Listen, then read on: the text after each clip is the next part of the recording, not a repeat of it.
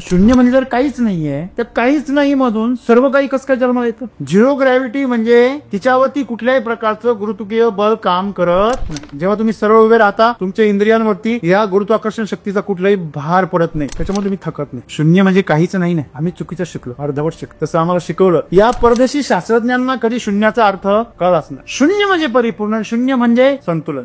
संतुलनाला पर्यायवाची शब्द शून्य आहे, लक्षात ठेवा. तुम्ही जेव्हा टीका करता तेव्हा थोडी प्रशंसाही करा. जेव्हा तुम्ही वाईट बाजू दाखवा तेव्हा तुम्ही चांगली बाजू पण दाखवा. अशा वक्त्याच्या बाबतीमध्ये कधीच वाद नाही होत. आता आपल्या शरीरामध्ये पांढऱ्या पेशी आणि कॅन्सर पेशी जोपर्यंत सारख्या आहे तोपर्यंत आपलं शरीर काय राहणार? निरोगी राहणार. ज्या दिवशी कॅन्सर पेशी वाढल्या आणि तुमच्या पांढऱ्या पेशी कमी पडल्या, त्या दिवसापासून तुमच्या शरीरामध्ये काय निर्माण होणार? रोग. की माणसं प्रगती करण्याच्या नावाखाली काय करता हो? आपली वेळ वाचवता, आपला पैसा वाचवता आणि आपली मेहनत वाचवता. मेंदू नावाचं जे हार्डवेअर आहे ते आम्हाला पहिलंच मिळालं, इनबिल्ट आहे. मग त्याच्यामध्ये विचार नावाचं सॉफ्टवेअर, कल्पना नावाचं सॉफ्टवेअर, जी नवीन क्रिएटिव्हिटी याचं जे काही सॉफ्टवेअर आहे हे आम्ही इन्स्टॉल करू किंवा ते अपघाताने इन्स्टॉल आहे. आता आमची समस्याच अशी आहे की आमचं सॉफ्टवेअरच आमच्या विरोधात काम करतं. सॉफ्टवेअर हार्डवेअरचं नुकसान करतं. तंत्रज्ञानाने तुमचा वेळ जर वाचवला तर तुम्ही उरलेल्या वेळेमध्ये काय करणं अपेक्षित होतं आणि तुम्ही काय करताय? चिंतनाची गोष्ट आहे ना. आणि सद्गुरू ह्याविषयीच आम्हाला सांगताय की तुमच्याकडे पैसा वाचतो ना, त्या पैशांचा तुम्ही पुढे काय उपयोग करता? म्हणजे सांगण्याचं तात्पर्य असं आहे की आम्ही परिपूर्णच आहोत पहिल्यापासून. आम्ही प्रगतीच्या नावाखाली आज जे काही करतो आहोत ते भरकटलेलं जीवन. सद्गुरू काय सांगताय आज? सद्गुरू आम्हाला सांगताय की तुमचं जीवन परिपूर्ण आहे. ते तुमच्या सांसारिक जीवनाबद्दल नाही बोलत, ते तुमच्या प्रपंचाबद्दल नाही बोलत, तुमच्या घराबद्दल, तुमच्या कपड्यांबद्दल, तुमच्या आर्थिक परिस्थितीबद्दल, तुमच्या मानसिक परिस्थितीबद्दल किंवा तुमची जी काही जीवनशैली आहे तिच्याबद्दलही बोलत नाहीये. ते ना तुमच्या नात्यांबद्दल बोलताय. त्यांना तुमचा पैसा, प्रतिष्ठा, तुमची नाती, तुमची ओळख ह्याच्याबद्दल काहीच बोलायचं नाहीये. त्यांना बोलायचे जीवनाच्या दर्जाबद्दल. उद्याच्या दिवसाची तुमच्या मनामध्ये फार उत्सुकता आणि कुतूहल असतं, त्याला म्हणायचं जीवनाचा दर्जा. आजच्या काळामध्ये माणूस फक्त पैशाच्या बाबतीमध्ये शीघ्र आहे, बाकी सगळ्या बाबतीमध्ये माणूस टिकला. म्हणजे आज मानवाने असं ठरवलंय, पैसा मारो परमेश्वर आणि पैसा मारो लाईफ. बरोबर आहे. जिथे जिथे पैसे मिळण्याची अपेक्षा आहे किंवा जिथे पैशाचा संबंध आहे तिथे आपण फार जागृत असतो, तिथले नियम काटेकोर पाळतो. पण जिथे तुमच्या पैशाला धक्का नाही आहे ना, तुमच्या प्रतिष्ठेला धक्का नाही आहे, तिथे माणूस रिलॅक्स असतो. एखाद्याच्या ताटामध्ये पंचपक्वान्न नाही, एखाद्या ताटामध्ये शिळी भाकर आहे, पण तो ती शिळी भाकर एवढ्या आनंदाने खातोय की ते पंचपक्वान्न त्यासाठी फिके आहे. जीवनाचा दर्जा कुठे? बघा, मला एक सवय आहे पहिल्यापासून की मला जर आनंद झाला, एखादी गोष्ट जर विशेष वाटली तर मी ती कॅमेऱ्यामध्ये टिपतो आणि माझा हा छोटासा छंद, ही छोटीशी सवय आज मला करोडपती बनवून घे. जीवनाची परिपूर्णता म्हणजे काय? जे आहे त्याच्यामध्ये परिपूर्ण आनंद घेणं. जीवनाची परिपूर्णता म्हणजे आहे तो क्षण परिपूर्णतेने जगण्यासाठी तुम्हाला कोण अडवायला येते? तुम्ही आज जेवण करायला बसले, आता बघा प्रसाद आहे, गणपतीचा प्रसाद तुम्ही घेणारा, तो प्रसाद खाताना तुम्ही असा खा की तुमचं रोम रोम रोमांचित झाला पाहिजे आणि तुमचं प्राण त्या खाता तिथं एकवटले पाहिजे. मग बघा बरं, तुम्ही तुमचं पूर्ण शरीर तृप्त होतं. तसं पहिलं माणसाने मन तृप्त करून घ्यावं. जर मन तृप्त झालं, शरीर तुम्ही तृप्त करायला गेले तर कधीच नाही होऊ शकत. मन म्हणतं अजून काय. तुम्हाला जीवनाचा आनंद घेण्यासाठी, जीवन परिपूर्ण करण्यासाठी तुम्हाला त्यासाठी काहीही करायचं नाहीये किंवा विचार सुद्धा करायचा नाही. उलट विचार त्याच्यामध्ये बाधा आहे. तुमचं जीवन परिपूर्णच आहे. तंत्रज्ञानाच्या प्रगतीने तुम्हाला मिळालेला जो वेळ आहे, तुम्हाला मिळणारा जो पैसा आहे, तो तुमच्या जीवनाला आणखी आनंदी बनवणारा असावा. तुम्ही इंद्रियांना तृप्त करू शकत नाही, परंतु इंद्रियांचा जो स्वामी आहे तो तृप्तच आहे. पहिल्यापासून तुमचं घर किती मोठं करा, माणसाचं मन मोठं होतं का? मी तर म्हणतो उलट होतं. घर मोठं केलं का माणसाचं मन बारीक. पैसा जास्त आल्यावर माणसाचं मन श्रीमंत होतं का? नाही. पैसा जास्त आल्यावर माणसाचं मन गरीब होतं. मला सांगा, शून्य जर परिपूर्ण आहे तर आम्हाला परिपूर्ण होण्यासाठी उलट जे आहे ते पण सोडून द्यायचंय. आम्ही जे जमा केलंय ना त्याच्यामुळे असंतुलन तयार झालं. डिग्री मिळवली तुम्ही, खूप चांगली गोष्ट आहे, पण डिग्री तुमच्या अहंकाराने पण मिळवली. तो असं चालतो. डिप्लोमा जर असा चालत असेल तर डिग्रीवाला असा चालतो आणि पोस्ट ग्रॅज्युएट तो असा. मी तुझ्यापेक्षा जास्त शिकलेलो, मला तुझ्यापेक्षा जास्त पगार आहे. अरे पण तुझं जे अंतःकरण आहे ते सारखंच आहे ना.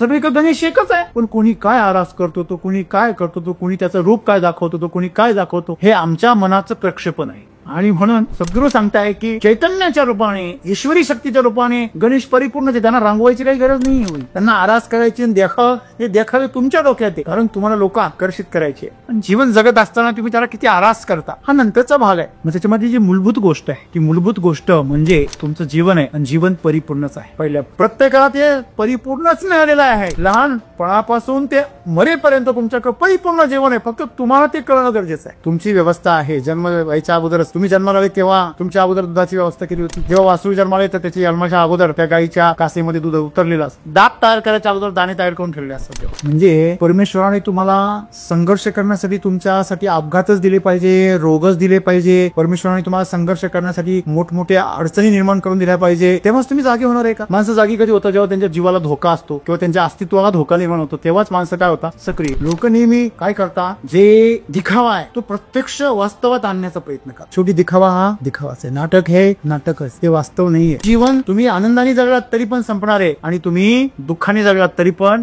संपणार आहे. पुढे जाताना तुम्ही काय घेऊन कोणता अनुभव घेऊन जाणार आहे? चांगला अनुभव घेऊता. भूमिकेच्या स्तरावर आम्ही काय झालोय? विविधतेने रंगलेलो आहोत. ती भूमिका म्हणजे आमचं जीवन नाहीये. त्या भूमिकेच्या पाठीमागे जो कलाकार आहे तो कलाकार म्हणजे आम्ही आहोत. हे सगळं जे रंगवणारा जो नाटककार आहे, भूमिका वठवणारा जो हातमधला जो कलाकार आहे तो खरा. ती आमची चेतना आहे जी सर्वांची काय आहे? परिपूर्ण आहे. तिच्यामध्ये काही विकास करायची गरज नाहीये.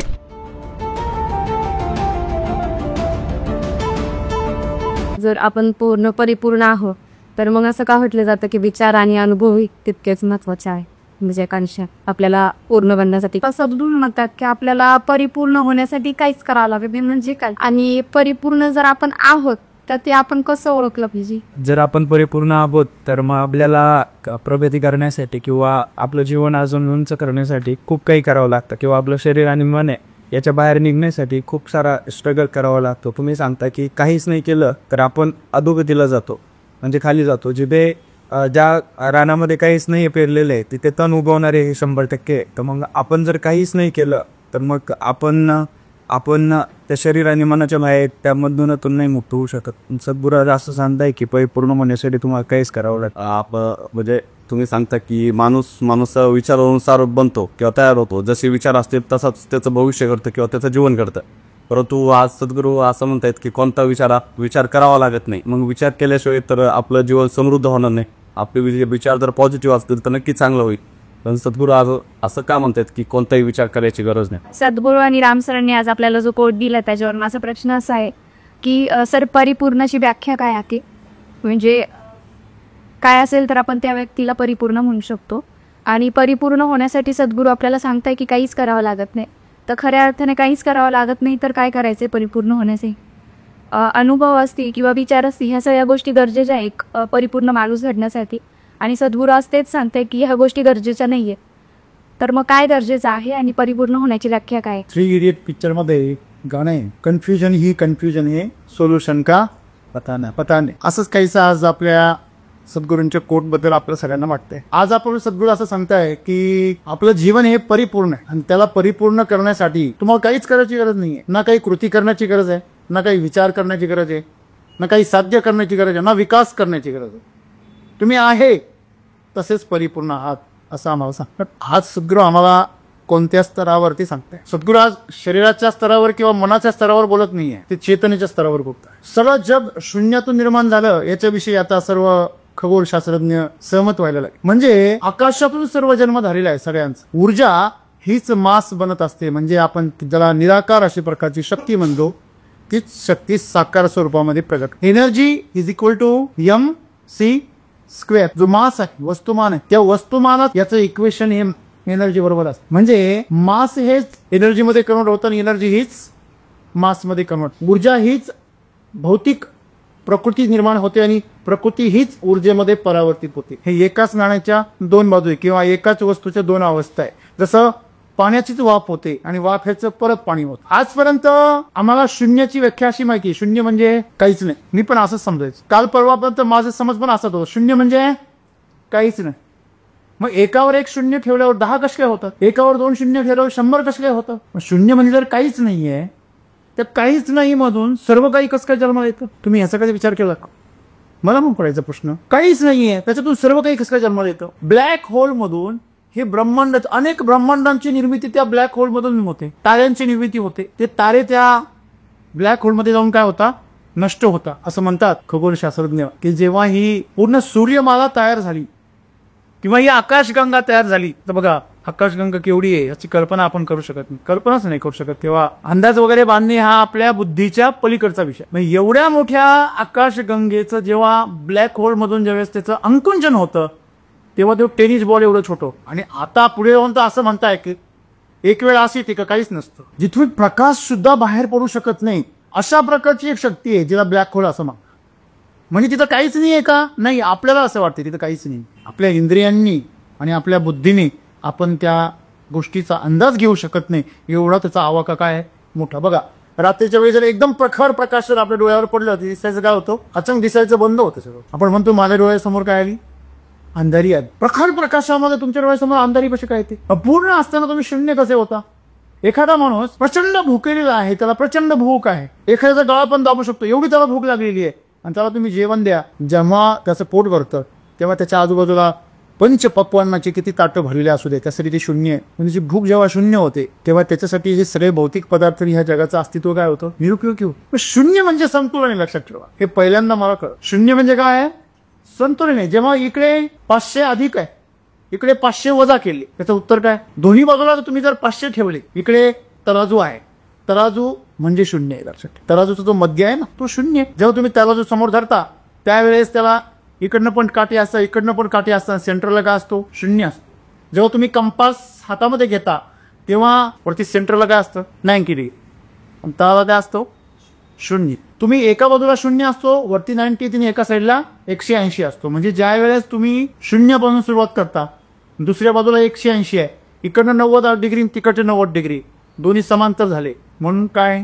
शून्य. म्हणून बघा, 90 डिग्रीमध्ये जर कुठली वस्तू उभी केली तर तिच्यावरती झिरो ग्रॅव्हिटी असते. झिरो ग्रॅव्हिटी म्हणजे तिच्यावरती कुठल्याही प्रकारचं गुरुत्वीय बल काम करत नाही. जेव्हा तुम्ही सरळ उभे राहता, तुमच्या इंद्रियांवरती या गुरुत्वाकर्षण शक्तीचा कुठलाही भार पडत नाही, त्याच्यामुळे तुम्ही थकत नाही. शून्य म्हणजे काय? संतुलन. शून्य म्हणजे काहीच नाही. आम्ही चुकीचं शिकलो, अर्धवट शिकलो. तसं आम्हाला शिकवलं. या परदेशी शास्त्रज्ञांना कधी शून्याचा अर्थ कळलाच नाही. शून्य म्हणजे परिपूर्ण, शून्य म्हणजे संतुलन.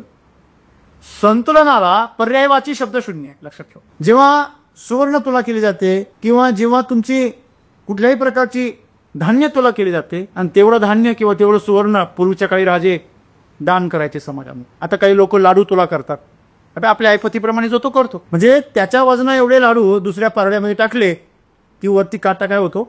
शून्य जातो. म्हणजे कशावर जातो? संतुलनावर जातो. जर टायरला जर संतुलन असेल त्याला व्हील बॅलन्सिंग असं म्हणतात. सगळे टायर जर संतुलनामध्ये असतील तर ते जास्त दिवस काम करतात. तुमची चालण्याची पद्धत जर एकदम योग्य असेल, संतुलित असेल, तर तुमच्या शरीरावर त्याचा कधीही विपरीत परिणाम होणार नाही, तुमची हाडं झिजणार नाही. तुम्ही बोलताना जर संतुलित बोलत असा, तुम्ही जेव्हा टीका करता तेव्हा थोडी प्रशंसाही करा, जेव्हा तुम्ही वाईट बाजू दाखवा तेव्हा तुम्ही चांगली बाजू पण दाखवा. अशा वक्त्याच्या बाबतीमध्ये कधीच वाद नाही होत. पण जो वक्ता जेव्हा एकांगी बोलतो तेव्हा त्या वक्त्याच्या बाबतीमध्ये वाद निर्माण होतो. या जगामध्ये जो संतुलन ठेवून जगतो ना, तो परिपूर्णही असतो, शून्य पण असतो. जीवनामध्ये आम्हाला हे संतुलन साधायचंय. काही दिवसांपूर्वी एक शिक्षक गणिताच्या बाबतीमध्ये अभ्यास शिकवत होते. जेव्हा मी त्यांचं हे गणित पाहिलं तेव्हा मला जेव्हा तिचा शोध लागला, मला एवढा आनंद झाला. म्हटलं आजपर्यंत मी शून्याचा शोध लावत होतो की शून्य म्हणजे काहीच नाही, कसं काय होऊ शकतं? म्हणजे काहीच नाही आहे. तर ते जेव्हा सोबत येतो तेव्हा त्या सोबतच्या अंकाची किंमत कसं काय वाढवतो? तर शून्य म्हणजे संतुलन. जेव्हा तुम्ही एका साईडला विष टाकता पारड्यामध्ये, तेवढंच तुम्हाला इकडे अमृत पण टाकता आला पाहिजे. आणि तुम्ही जर असं करू शकले तर तुम्ही त्याला शून्य करू शकता. जो प्रभाव आहे त्याला काय करू शकता? शून्य. ज्यावेळेस आपल्याला सर्पदंश होतो, अँटीव्हेनम टाकून आपण त्याच्यामध्ये गेलेलं जे विष आहे ते काय करतो? आपण शून्य करतो. आपल्या शरीरामध्ये जे काही व्हायरस इन्फेक्शन आहे, अँटीव्हायरस, त्याच्यामध्ये अँटीबायोटिकचं सेवन करून किंवा त्याचा वापर करून आपण ते व्हायरस काय करतो? संतुलित करतो. त्यांची संख्या काय करतो? संतुलित. आता आपल्या शरीरामध्ये पांढऱ्या पेशी आणि कॅन्सर पेशी जोपर्यंत सारख्या आहे तोपर्यंत आपलं शरीर काय राहणार? निरोगी राहणार. ज्या दिवशी कॅन्सर पेशी वाढल्या आणि तुमच्या पांढऱ्या पेशी कमी पडल्या त्या दिवसापासून तुमच्या शरीरामध्ये काय निर्माण होणार? रोग. तुमच्या शरीराची गरज आणि त्याला मिळणारा आहार याचं काय पाहिजे? संतुलन. मिळणारा आहार वाढला तरी असंतुलित होणार, कमी पडला तरी असंतुलित होणार. म्हणजे संतुलन हे परिपूर्ण जीवनाचं काय आहे? सूत्र आहे. आता सद्गुरू आम्हाला असं सांगतात आजच्या कोर्टमध्ये, आपलं जीवन परिपूर्णच आहे. काल आम्ही सहज चर्चा करत होतो, जो नेहमी करतो आम्ही ऑफिस सुटल्यानंतर. तर जाताना सहज विचार केला की माणसं प्रगती करण्याच्या नावाखाली काय करता हो? आपली वेळ वाचवता, आपला पैसा वाचवता आणि आपली मेहनत वाचवता. आज कम्प्युटर ज्यावेळेस आपल्या जगामध्ये आला तर कम्प्युटर ही मानवाची काय आहे? कॉपी आहे. कम्प्युटरमध्ये जे तुम्ही बघता, प्रोसेसर असेल, युनिट असेल, माऊस असेल, कीबोर्ड असेल, मॉनिटर असेल, हे त्याचे काय आहे? हार्ड पार्ट आहेत. मग हे जे काय त्याच्या हार्ड कॉपी आहेत सगळ्या, त्या सगळ्या हार्डवेअरमध्ये जेव्हा सॉफ्टवेअर टाकलं जातं तेव्हा ते परिपूर्ण होतं. हे शरीर जे आहे ना ते हार्डवेअर आहे, हे इनबिल्ट आहे. तुमचं शरीर कसं आहे, तुम्हाला कसं मिळालं, या प्रकृतीतून कसं मिळालं, बिल्ट मिळालं का? तुम्ही ठरवलं होतं की नाक असं असावं, तुम्ही आधी काही ऑर्डर दिली होती का? जशी तुम्ही सॉफ्टवेअरची ऑर्डर देता की रॅम एवढी असावी, मदरबोर्ड असा असावा, प्रोसेसर एवढ्या पॉवरचा असावा, एवढे कॅल्क्युलेशन्स एवढा मेगाहर्ट्स असावा, गिगाहर्ट्स असावा. तुम्ही ज्याप्रमाणे सॉफ्टवेअर काय करता, इन्स्टॉल करता. सॉफ्टवेअर इन्स्टॉल करणं आपल्या हातात आहे, हार्डवेअर इन्स्टॉल करणं आपल्या हातात नाही आहे माणसाचं. नवीन नवीन कम्प्युटरचं सुद्धा हार्डवेअर रेडीमेड येतं आणि सॉफ्टवेअर आपण इन्स्टॉल करतो. मोबाईलमध्ये सुद्धा हार्डवेअर पहिलंच येतं, सॉफ्टवेअर आपण इन्स्टॉल करतो. आपल्याला जसं हवं आहे, मग कोणी त्याच्यामध्ये गेमचं सॉफ्टवेअर टाकेल, कोणी त्याच्यामध्ये कामाचं सॉफ्टवेअर टाकेल, कुणी त्याच्यामध्ये कम्युनिकेशनचं सॉफ्टवेअर टाकेल, कुणी त्याच्यामध्ये कॅल्क्युलेशनचं सॉफ्टवेअर टाकेल, त्याला डिझाईन करायचं असेल तो डिझाईनचं सॉफ्टवेअर टाकेल. त्याला जे हवं आहे ते सॉफ्टवेअर त्याच्यामध्ये टाकू शकतो. हार्डवेअर एकच आहे थोड्याफार प्रकारे. मग हे जे हार्डवेअर आहे मिळालं, याचीच तर कॉपी केली आहे तिकडे मेंदूची. मेंदू नावाचं जे हार्डवेअर आहे ते आम्हाला पहिलंच मिळालं, इनबिल्ट आहे. मग त्याच्यामध्ये विचार नावाचं सॉफ्टवेअर, कल्पना नावाचं सॉफ्टवेअर, जी नवीन क्रिएटिव्हिटी याचं जे काही सॉफ्टवेअर आहे हे आम्ही इन्स्टॉल करू किंवा ते अपघाताने इन्स्टॉल आहे. आज आमच्या बाबतीमध्ये जे काही त्याच्यामध्ये इन्स्टॉल झालंय ते मला वाटतंय बाय डिफॉल्ट होत आहे. आपण जे म्हणतो की आमच्या ह्या हार्डवेअरमध्ये जे काही सॉफ्टवेअर आतापर्यंत इन्स्टॉल झाली ती अनावधानाने झाली. अवधानाने जर झाली असती तर तुमच्या अपेक्षेप्रमाणे असती, तुमच्या गरजेप्रमाणे असती, तुमच्याबरोबर त्या सॉफ्टवेअरने काम केलं असतं. आता आमची समस्याच अशी की आमचं सॉफ्टवेअरच आमच्या विरोधात काम करतं. सॉफ्टवेअर हार्डवेअरचं नुकसान करतं. जर सॉफ्टवेअर इन्स्टॉल करणं जर आमच्या हातात आहे तर आम्ही आमच्या सोयीनुसार त्याच्यामध्ये इन्स्टॉल का करत नाही? त्याचं कारण आहे अज्ञान. आता आम्ही जर बाजारामध्ये गेलो तर आम्ही पहिल्यांदा काय खरेदी करतो? आमच्या मेमरीमध्ये जे स्टोअर केलेलं आहे तेच. आम्ही त्यापेक्षा वेगळं आम्ही काही खरेदी करण्याचा प्रयत्न करत नाही, कारण त्याची अनुमतीच नाही, आपलं सॉफ्टवेअर त्याला ओळखतच नाही. आता मग समस्या ही आहे मित्रांनो की आम्ही या जीवनाला कुठे घेऊन जायचं. मग या तंत्रज्ञानाने आज आमचं जीवन कसं बनवलं? सोपं बनवलं. का? या तंत्रज्ञानाच्या मदतीने आम्ही पैसा वाचवतो. आज एक ज्या ठिकाणी आपल्याला 100 रुपये खर्च यायचे या आजच्या काळामध्ये तिथे काही ठिकाणी तर काहीच खर्च येत नाही आणि 1 रुपयात काम होतं. समजा पाहुण्यांना मेसेज पाठवायचा होता पूर्वीच्या काळामध्ये, किती पत्र लिहा, विकत घ्या, त्यांना पाठवा, परत पोस्टाचं परत वेळ, किंवा जर अर्जंट निरोप द्यायचा म्हटल्यावरती किती खर्च यायचा, प्रवास करायला लागायचा. आता फक्त एक बटन दाबायचं, 5-50 पैशामध्ये तुमचा मेसेज पोहोचतो. बरोबर की? जी कामं 10 जणांकडून करून घ्यावी लागायची ती 1 जण करतो.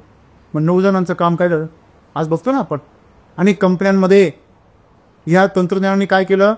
माणसांची कामं भिजावून. आपण असं पण म्हणूया की 100 माणसांचं काम आता एकच कम्प्युटर करायला लागला, म्हणजे 99 रिकामे झाले. किंवा असं पण म्हणूया आपण की 24 तासामध्ये जे काम व्हायचं ते आता 1 तासात व्हायला लागलं. तुमच्याकडे 23 तास रिकामे राहायला लागले, पैसे वाचायला लागले, वेळ वाचायला लागला आणि मेहनत पण वाचायला लागली. माझा प्रश्न असा आहे की वाचलेली वेळ तुम्ही कुठे गुंतवता? ज्या लोकांची वेळ वाचली त्यांना तर कामच नाही, ते काय करताय सध्या? किंवा तुमचा वेळ जर वाचला, तंत्रज्ञानाने तुमचा वेळ जर वाचवला तर तुम्ही उरलेल्या वेळेमध्ये काय करणं अपेक्षित होतं आणि तुम्ही काय करताय? चिंतनाची गोष्ट आहे ना. आणि मग सद्गुरू ह्याविषयीच आम्हाला सांगताय की तुमच्याकडे पैसा वाचतो ना, त्या पैशांचा तुम्ही पुढे काय उपयोग करता? मौज मजेसाठी. तुम्ही ऐशो आरामाच्या गोष्टी खरेदी करण्यासाठी करता. खरं तर तो ऐशो आराम हा तुम्हाला रोगाकडे आणि मृत्यूकडे घेऊन जाणार आहे. पहिल्या बाया जात्यावरती दळण दळायच्या, उवे वाणायच्या, सकाळी सकाळी पहाटी उठायची, त्यासाठी ताजं धान्य दळायचं आणि पीठ बनवून त्याच्यात ताज्या भाकरी करून खाऊ घालायचा घरात. त्याच्यात फायदे काय काय होते? सगळ्यात पहिला फायदा, स्त्रियांची कमरेची व्यायाम व्हायची, जो आज स्त्रियांचा फार गंभीर मुद्दा आहे. जुन्या काळामध्ये स्त्रियांना आजच्या काळामध्ये ज्याप्रमाणे त्रास होतोय वयात येत असताना, बाळणपणाच्या काळामध्ये तो त्रास त्या स्त्रियांना होत नव्हता, कारण तो व्यायाम आहे. याचा अर्थ आपण मागासलेलंच राहिलं पाहिजे का? हा मुद्दा नाहीये. आपण मुद्दा विचार करतोय की माणसाच्या जीवनाची क्वालिटी, आम्ही काय क्वालिटी मिळवली लाईफमध्ये, जीवनाचा दर्जा काय आमच्याकडे. बघा, आरोग्य आणि आनंद हाच जीवनाच्या दर्जाचे काय आहे? पॅरामीटर्स आहे. हे तुमच्याकडे आहे का? की पूर्वीच्या लोकांकडे होतं?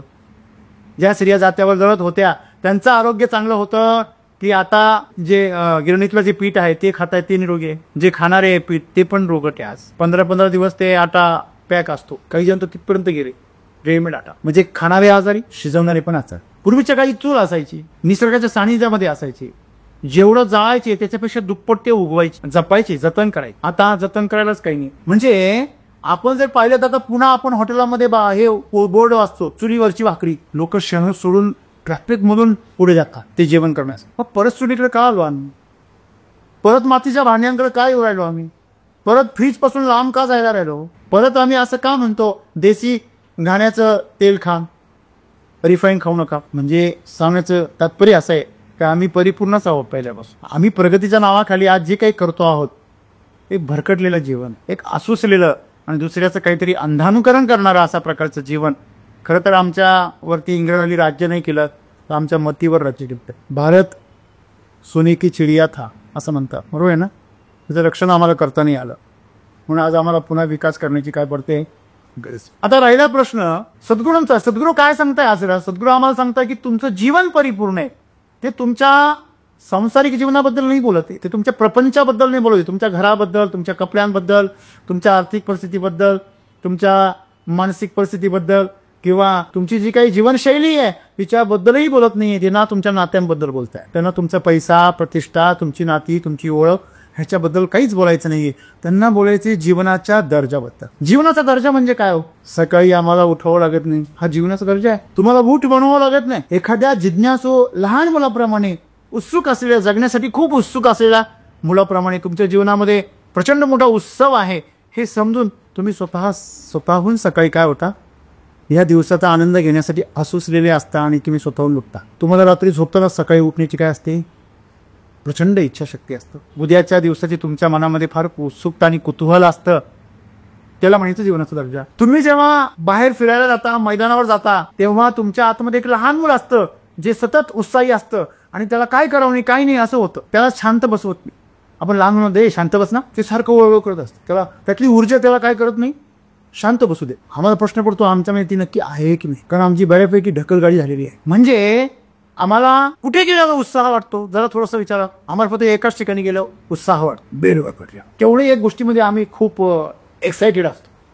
जीवनाचा दर्जा म्हणजे काय? जेव्हा जेवायला बसणार आहे ना त्याच्यापूर्वी तोंडामध्ये असं पाणी यायला असतं, तर मला जेवायचंय, माझं पोट अन्न मागतंय, मला खूप भूक आली आहे, माझी जीभ सळसळ करते, काहीतरी मला खायचंय, माझे दात सळसळ कर. अरे हे जे आहे ना जेवण्यासाठी तुम्ही उत्सुक, जरा आठवा बरं तुम्हाला अशी कळकळून भूक कधी लागली होती? अशी भूक लागली होती की नुसतं जेवण दिसत सगळी. तुम्ही काय खाताय हे महत्वाचं नाहीये, लक्षात घ्या. तुम्ही कोणत्या प्रकारच्या किती महागड्या बेडवर झोपलेल्या आहात हे महत्वाचं नाहीये. तुमच्याकडं अत्याधुनिक पद्धतीचं क्रीडांगण आहे किंवा तुम्हाला खेळाचं साहित्य आहे किंवा तुम्हाला व्यायामाची सुविधा आहे हे महत्वाचं नाहीये. तुम्ही जिथं कुठं आला तिथं तुमचं स्वर्ग निर्माण होतो तुमच्यासाठी. तुम्ही प्रचंड आनंदित असता, प्रचंड उत्साही असता. मला सांगा, तुम्हाला मानवी जीवन भेटलं तर प्रचंड आनंद असता, तो प्रत्येक क्षणामध्ये तुम्ही जगण्याचा काय केला असता आणि प्रत्येक गोष्टीमध्ये तुमच्याकडे शीघ्रता असते. प्रत्येक गोष्टीमध्ये आपली बघा ढिल्लेपणा असतो. आजच्या काळामध्ये माणूस फक्त पैशाच्या बाबतीमध्ये शीघ्र आहे, बाकी सगळ्या बाबतीमध्ये माणूस ढिल्ला. म्हणजे आज मानवाने असं ठरवलंय पैसा मारो परमेश्वर आणि पैसा मारो लाईफ, बरोबर आहे. जिथे जिथे पैसे मिळण्याची अपेक्षा आहे किंवा जिथे पैशाचा संबंध आहे तिथे आपण हर जागृत असतो, तिथले नियम काटेकोर पाळतो. पण जिथे तुमच्या पैशाला धक्का नाही आहे ना, तुमच्या प्रतिष्ठेला धक्का नाही आहे, तिथे माणूस रिलॅक्स असतो. हे रिलॅक्स वागणं म्हणजे मजा आहे हे तुम्हाला सांगितलं कोणी? हे तुम्ही शिकला कुठं? सद्गुरू तर हेच तर म्हणताय ना. तुमचं जीवनाचा दर्जा, तुमचं जीवन जे आहे ते परिपूर्ण म्हणजे काय हो? तुम्ही प्रत्येक क्षणाचा प्रचंड आनंद घेताय. एखाद्याच्या ताटामध्ये पंचपक्वान्न नाही, एखाद्या ताटामध्ये शिळी भाकर आहे, पण तो ती शिळी भाकर एवढ्या आनंदाने खातोय की ते पंचपक्वान्न त्यासाठी फिके आहे. जीवनाचा दर्जा कुठे? माझ्या बालवयामध्ये 7वीला होतो मी, तुम्हाला मी किस्सा सांगितलं मी, तेव्हा माझ्या आत्ते भावाचं लग्न. कपडे दिवाळीला चुकून मिळाले तर मिळायचे. जोपर्यंत 7वीला सोडावं 10वी पर्यंत हाफ पॅन्टीच होते आमच्या, त्या बी पाठीमागे रफ्फुके येते. तर जेव्हा 7वीला मला नवीन कपडे भेटणार आणि फुल पॅन्ट भेटणार म्हणून एवढा उड्या मारत होतो, मला कळायचं नाही एवढा आनंद. आणि तुम्हाला आश्चर्य वाटेल, आता जेव्हा मागे वळून बघतो मला हसायला ते कधी कधी. जे म्हातारी माणसं पट्ट्याची अंडरपॅन्ट घालतात ना, त्या कापडाची फुल पॅन्ट होती आणि त्याच कापडाचा शर्ट होता. मला अजून आठवतं मी एवढ्या उड्या मारत त्या लग्नामध्ये इकडं तिकडं फिरत होतो की मला असं वाटायचं की मला आजच्या काळामध्ये 3 पीस घालून सुद्धा तेवढा आनंद मिळत नाही, तेवढा आनंद मला तेव्हा मिळत. याला जीवनाचा दर्जा असं म्हणतात. तुम्ही काय घातलं हे महत्वाचं नाही, तुमच्या अंतःकरणामध्ये जो आत्मा आहे, जे तुमचं जीवन आहे की तुमच्या आतमध्ये जी काही तुमची चेतना आहे ती किती उत्साही आहे, ती किती तिच्यामध्ये चैतन्य किती आहे, त्याला जीवनाचा दर्जा असं म्हणतात. तुम्ही जीवन करताय, तुम्ही जीवन करताना तुमच्या मनामध्ये एवढा प्रसन्न भाव आहे आणि रसाने तुमची तोंड भरलेली आहे, जीभ भरलेली आहे, रसरशीत झालेली आहे आणि खाताना तुम्हाला स्वर्ग सुखाचा आनंद होतोय. सकाळी मी जेव्हा माझ्यासमोर आपल्या एससीटीच्या केळीचे स्लायसेस आले, असे त्यांनी रचून दिले होते. अक्षरशः मला थोडा वेळ वाटला, अरे हे तर पेढे आहे का बर्फी. त्याचा असा अरोमा सुटलेला, सुगंध. काहीतरी एवढे वेंधळे असता, भासभास जनावरासारखं. कधी नाही मिळालं गटकन गेलं. मार्क्स जर्नी थोडासा आदुरा राहिलेले. आपल्या गावाकडे म्हणतात, कुत्र्यासारखी तुला काय घाई असेल. तुझ्या समोर ठेवलं ना, तर पहिलं मी डोळ्यांनीच खाल्लं ते. कितीतरी वेळ मी ते डोळ्यांनीच खातो. मला तो आनंद टिपायचा होता, मग मी तो कॅमेऱ्यामध्ये टिपला. बघा, मला एक सवय आहे पहिल्यापासून, की मला जर आनंद झाला, एखादी गोष्ट जर विशेष वाटली, तर मी ती कॅमेऱ्यामध्ये टिपतो. आणि माझा हा छोटासा छंद, ही छोटीशी सवय आज मला करोडपती बनवून घे. आज मला जगामधल्या प्रत्येक कानाकोपऱ्यामध्ये, देशामध्ये प्रत्येक शेतकऱ्याच्या घरापर्यंत पोच करून घेईल. पण मी माझ्या आनंदासाठी करतो. त्याच्यामध्ये मी भविष्यामध्ये त्याचा वापर करेल अशा प्रकारचं काही आयोजन नव्हतं. आनंदासाठी करू. बघा, आपण जीवनाच्या परिपूर्णतेविषयी बोल, बरोबर आहे ना वैभव सर? Yes sir. जीवनाची परिपूर्णता म्हणजे काय? जे आहे त्याच्यामध्ये परिपूर्ण आनंद घेणं. मला सांगा, आता तुम्हाला या क्षणी श्वास घ्यायचा आहे, कोणी अडवायला तुम्हाला? हे थांब, फक्त 200 ml घे. आणि कोणाच्या मालकीचा आहे का ट्रम्प येऊ शकतो तुम्हाला, नाही एवढाच ऑक्सिजन घ्या भारताच्या लोकांनी, नाही तुम्ही टॅरिफ लावी. मित्रांनो, हे लक्षात घ्या. मूर्ख लोक असं करतात. शहाण्याची एक बात म्हणतात, मूर्खाची सारी रात. मूर्खाला तुम्ही सारी रात समजून सांगा, ते म्हणतं परत सटाई. सगळं रामायण सांगा त्याला, परत ते सटाई विचारतं. रामाची सीता कोण होती? रातभर वाचली गीता आणि रातचा गोंधळ बरं का.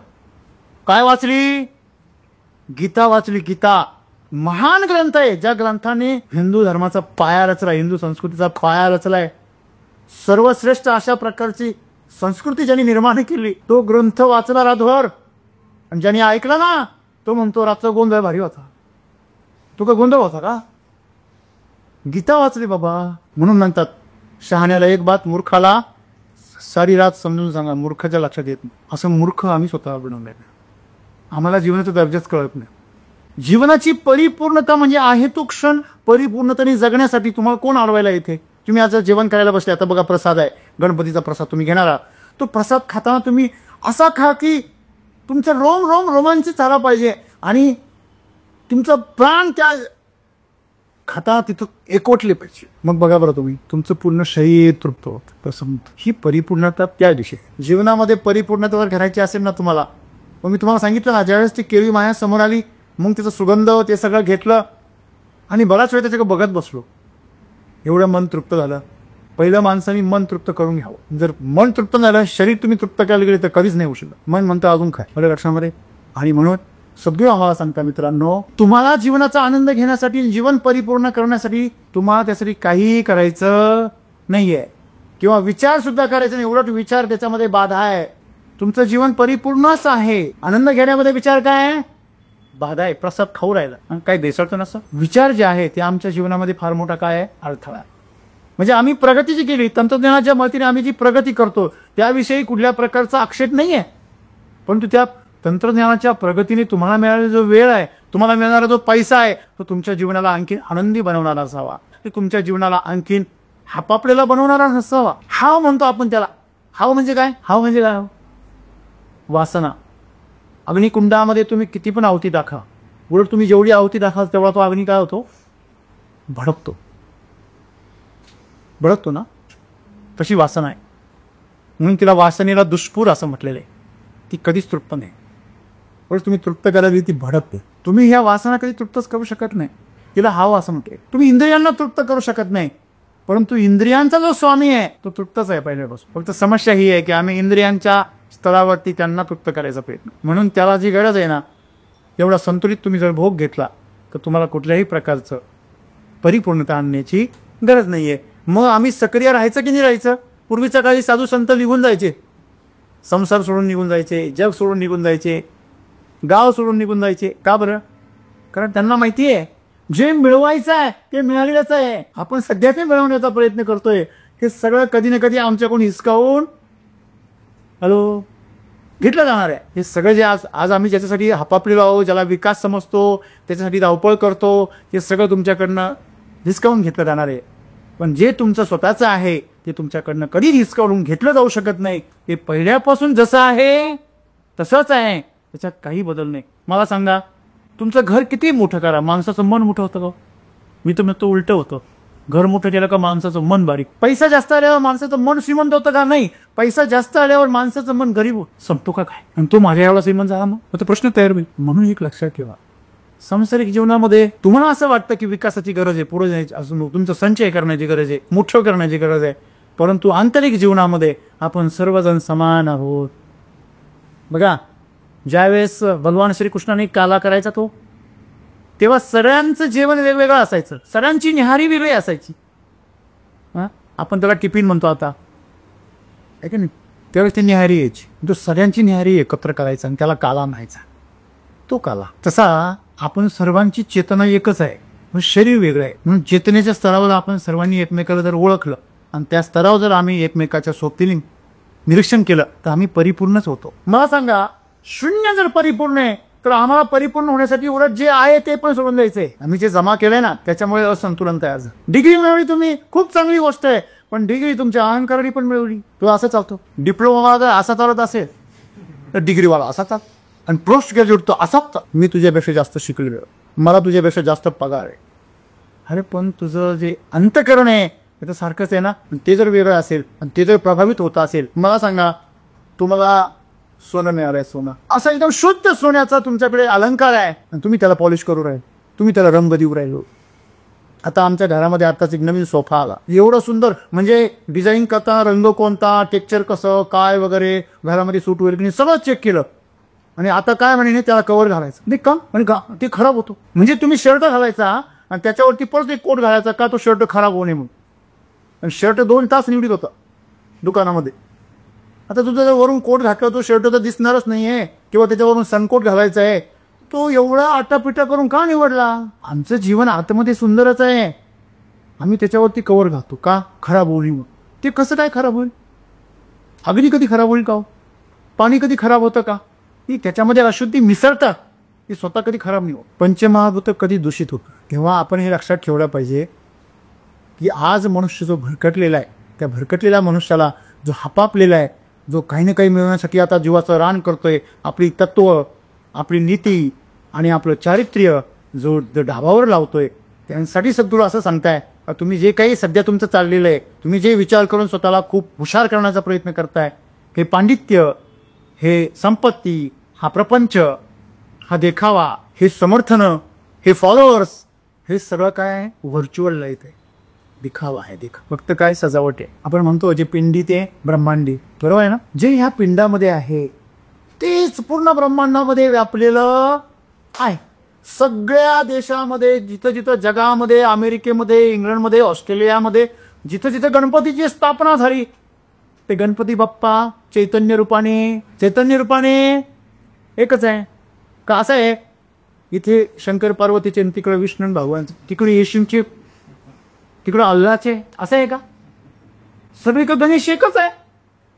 पण कोणी काय आरास करतो, तो कोणी काय करतो, तो कोणी त्याचं रूप काय दाखवतो, तो कोणी काय दाखवतो, हे आमच्या मनाचं प्रक्षेपण आहे. आणि म्हणून सद्गुरू सांगताय की चैतन्याच्या रूपाने, ईश्वरी शक्तीच्या रूपाने गणेश परिपूर्ण आहे. त्यांना रांगवायची काही गरज नाही होईल, त्यांना आरास करायची आणि हे देखावे तुमच्या डोक्यात आहे. कारण तुम्हाला लोक आकर्षित करायचे. लोक का आकर्षित करायचे? कारण तुम्हाला प्रतिष्ठा पाहिजे, तुम्हाला पैसा पाहिजे, पुढच्या वेळेस तुम्हाला वर्गणी जास्त जमा झाली पाहिजे. मित्रांनो, जीवन सुंदर आहे, ते परत जगलं पाहिजे. पण जीवन जगत असताना तुम्ही त्याला किती आरास करता, हा नंतरचा भाग आहे. मग त्याच्यामध्ये जी मूलभूत गोष्ट आहे, ती मूलभूत गोष्ट म्हणजे तुमचं जीवन आहे, आणि जीवन परिपूर्णच आहे. पहिल्या प्रत्येकाला ते परिपूर्णच मिळालेलं आहे. लहानपणापासून ते मरेपर्यंत तुमच्याकडे परिपूर्ण जीवन आहे, फक्त तुम्हाला ते कळणं गरजेचं आहे. बघा, जगण्यासाठी आवश्यक हवा आहे, ती सर्वांसाठी काय खुली आहे. तुम्हाला असं वाटतं की तुम्ही कमवता म्हणून खाता, असं नाहीये. तुमची व्यवस्था आहे. जन्म व्हायच्या अगोदरच, तुम्ही जन्माला आले तेव्हा तुमच्या अगोदर दुधाची व्यवस्था केली होती. जेव्हा वासरू जन्माला येतं त्याची जन्माच्या अगोदर त्या गाईच्या कासेमध्ये दूध उतरलेलं असतं. दात तयार करायच्या अगोदर दाणे तयार करून ठेवलेले असतात तेव्हा, बरोबर आहे ना? आणि म्हणून आपण एक लक्षात ठेवायचं, ही जीवन परिपूर्णच आहे. जीवनाला लागणाऱ्या ज्या मूलभूत गोष्टी आहेत त्या सर्वजण काय आहे? उपलब्ध आहे. मग समस्या काय आहे? समस्या ही आहे की आम्हाला ते जगायचंच नाही, आम्ही ते जगतच नाही. आम्ही ते जगायचं सोडून हे मला विकसित करायचं आहे, हे मला डेव्हलप करायचं आहे. बरोबर की नाही? तुम्ही नीटनेटके राहा, व्यवस्थित राहा, परंतु त्यातून तुम्ही आनंद निर्माण करा. म्हणजे सर्वात महत्त्वाचं म्हणजे उत्साही राहा. आज सगळ्यात जर दुर्दैवाची गोष्ट मला जी दिसते ती म्हणजे मरगळलेले, वैतागलेले, थकलेले. म्हणजे विचार करा, काय थकलेलं तो, मी काय असंच काय झालं, तुझे काय हरवलंय? नाही, तेच कळत नाही काय झालं. अशी एक्साइटमेंटच येत नाही. म्हणजे परमेश्वराने तुम्हाला संघर्ष करण्यासाठी, तुमच्यासाठी अपघातच दिले पाहिजे, रोगच दिले पाहिजे, परमेश्वराने तुम्हाला संघर्ष करण्यासाठी मोठमोठ्या अडचणी निर्माण करून दिल्या पाहिजे, तेव्हाच तुम्ही जागे होणार आहे का? हां, माणसं जागी कधी होतं? जेव्हा त्यांच्या जीवाला धोका असतो किंवा त्यांच्या अस्तित्वाला धोका निर्माण होतो, तेव्हाच माणसं काय होता? सक्रिय. मग शरीराला थ्रेट करणं आणि मग सक्रिय करणं हे चुकीचं आहे. मग जीवनाचा आनंद घेण्यासाठी आम्हाला हे सगळं करायचं आहे. आता तुम्ही जे काही करताना हे सगळं वा असं वाटतंय की ती मिळवल्या मला काय मिळेल? सुख मिळेल, मला आनंद मिळेल, समाधान मिळेल. परंतु मित्रांनो, आपल्याला पहिलं आनंदी व्हायचं आहे, पहिलं जीवन समजून घ्यायचे आणि मग जे काही कमवायचं ते कमवायचे. ते खेळ म्हणून कमवायचे, गंमत म्हणून करायची. जे काही मिळवायचं ते मिळालेलंच आहे हे पहिलं समजून घ्यायचं. आणि म्हणून आम्ही आमचं प्रत्येक जीवन कसं जगलं पाहिजे? आनंदाने. बरोबर आहे? जो रोल मिळाला, जी भूमिका मिळाली, ती भूमिका कशी केली पाहिजे आपण? एखादं नाटक आहे, ते प्रसिद्ध कधी होतं? प्रत्येक कलाकार जो आहे आपली भूमिका काय करतो? एकदम प्रभावीपणे काय करतो? साकारतो. बरोबर आहे की नाही?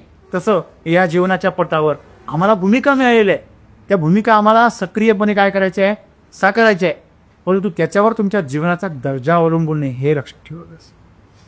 तुमचा जीवनाचा दर्जा कुणीतरी बॉसच्या भूमिकेत आहे, कुणीतरी शिपायाच्या भूमिकेत आहे, कुणीतरी कॅमेरामॅनच्या भूमिकेत आहे, कुणी अधिकाऱ्याच्या भूमिकेत. तुम्ही वेगवेगळ्या भूमिकेत आहे. तुम्ही डिस्ट्रीब्युटर आहे, तुम्ही शेतकरी आहे, भूमिका वेगळी आहे. पण जीवनाचा दर्जा, ज्या वेळेस नाटक संपतं, सगळे एकत्र येतात, सगळे एकमेकाबरोबर ते काढू मुक्त. ते मी रामलीला जी आहे, उत्तर प्रदेशमध्ये काही रामलीला मंडळं असतात, त्याच्यामध्ये नाटक चालू असतं बाहेर, आणि नाटक संपल्यावर दोघे राम आणि रावण एकत्र बघू दे रे तंबाखू, बोलू दे रे बिडी. रावण रामाचं बिडी मागतो. मित्रांनो, हे पाहता आहे. जीवनाचा दर्जा जो आहे तो कधीच बदलत नाही. तुमचं पात्र कोणतं आहे त्याच्यावर, तुम्ही साकारता कसे याच्यावर मात्र तुमचा जीवनाचा दर्जा बदलतो. आणि म्हणून हे आम्हाला मिळालेली भूमिका, आम्हाला मिळालेलं जे काही जीवन आहे हे वेगळं आहे, आणि आम्हाला मिळालेलं जे काही हे नाटक आहे ते वेगळं आहे, ती लीला आहे. आणि मग तुम्हाला सक्रिय कुठे राहायचं आहे? लीला करण्यामध्ये, पात्र रंगवण्यामध्ये. आणि तुम्हाला निष्क्रिय कुठे राहायचं आहे? तुमच्या जीवनाच्या आनंदाच्या बाबतीमध्ये. त्याचा परिणाम होता कामा नाही. पडद्यावरती किंवा समोर स्टेजवरती 2 मिनिटापूर्वी रामाने रावणाला मारलं आणि पाठीमागे दोघं एकमेकाच्या हातात गप्पा मारतायत. वेगळीच आहे ना. असं जीवन आहे. भूमिकेमध्ये ती भूमिका वठवता आली पाहिजे आणि ती भूमिका तिथंच सोडून परत पुढे जाता आलं पाहिजे. याला म्हणायचं परिपूर्ण जीवन. कारण ते परिपूर्ण आहेत म्हणून ते पात्र सोबत घेऊन हिंडायची काही गरज नाही. मग ज्यांना परिपूर्णता जाणवत नाही, मग ते पात्र घेऊन यांचा सोबत. नाही, मी तिथे राम होतो, पाया पडा, चला. अरे आता 2 मिनिटापूर्वी व्हिडिओ होता, पाया काय पडा. म्हणजे त्या भूमिकेत जेव्हा मी जाईल ना, तेव्हा मी प्रत्यक्ष रामच असलो, प्रत्यक्ष रावणच असलो. म्हणून जीवन परिपूर्ण आहे असं सत्य. तुम्हाला त्यासाठी कुठला विचार करण्याची गरज नाही. विचार कोण करता? जे अपरिपूर्ण आहे, जे अर्धवट आहे. मग ते खालची विचार करता. तू रामाची भूमिका करतो, राव तू हे असं व्यसन नाही करायला पाहिजे. अरे तू कलाकार आहे, तू बन ना राम. तुला एवढी काळजी वाटते ना, तू बनून दाखव स्वतःला राम. लोक नेहमी काय करता? जे दिखावा आहे तो प्रत्यक्ष वास्तवात आणण्याचा प्रयत्न करता. शेवटी दिखावा हा दिखावाच आहे. नाटक हे नाटकच, ते वास्तव नाही आहे. म्हणून आज आपण एक लक्षात ठेवलं पाहिजे, आज आम्ही एका भ्रमित अवस्थेमध्ये आहे, म्हणून आमचं जीवन सगळं दुखावलेलं आहे. म्हणून आम्ही काय गणगणीमध्ये असतो, कायम दुःखामध्ये असतो, कायम चिंतेमध्ये असतो. कसं होईल? सगळं व्यवस्थित होणार आहे. तू आनंदी राह. फार अगदी अमरधामपर्यंत तुझी सगळी कहाणी लिहिली. टेन्शन घेऊ नको. कळलं? त्याच्यामुळे आपण सर्वांनी जीवनाच्या बाबतीमध्ये काय घडणार आहे ह्या बाबतीमध्ये उदासीन राहिलं पाहिजे. आणि आम्ही या जीवनाचा काय घेतला पाहिजे? आनंद. कारण ते जीवन तुम्ही आनंदाने जगलात तरी पण संपणार आहे आणि तुम्ही दुःखाने जगलात तरी पण संपणार आहे. पुढे जाताना तुम्ही काय घेऊन, कोणता अनुभव घेऊन जाणार आहे? चांगला अनुभव घेऊ होता. बरोबर आहे? आपल्याला दुःखातूनही आनंद निर्माण करता आला पाहिजे. बरोबर आहे? आणि हेच सूत्र आम्हाला सद्गुरू सांगता की परिपूर्ण आमचं जीवन पहिल्यापासून आहे, फक्त त्याचा आनंद आम्हाला घेता येत नाही, कारण आम्ही त्याला काय समजतो? अपरिपूर्ण. आम्ही शरीराच्या स्तरावर, ऐश्वर्याच्या, भौतिक संपत्तीच्या स्तरावर त्याची काय करतो? तुलना करतो. भूमिकेच्या स्तरावर आम्ही काय झालोय? विविधतेने रंगलेलो आहोत. ती भूमिका म्हणजे आमचं जीवन नाहीये. तर त्या भूमिकेच्या पाठीमागे जो कलाकार आहे, तो कलाकार म्हणजे आम्ही आहोत. हे सगळं जे रंगवणारा जो नाटककार आहे, भूमिका वठवणारा जो हातमधला जो कलाकार आहे, तो खरा. ती आमची चेतना आहे, जी सर्वांची काय आहे? परिपूर्ण आहे. तिच्यामध्ये काही विकास करायची गरज नाहीये. एवढं सुचलं.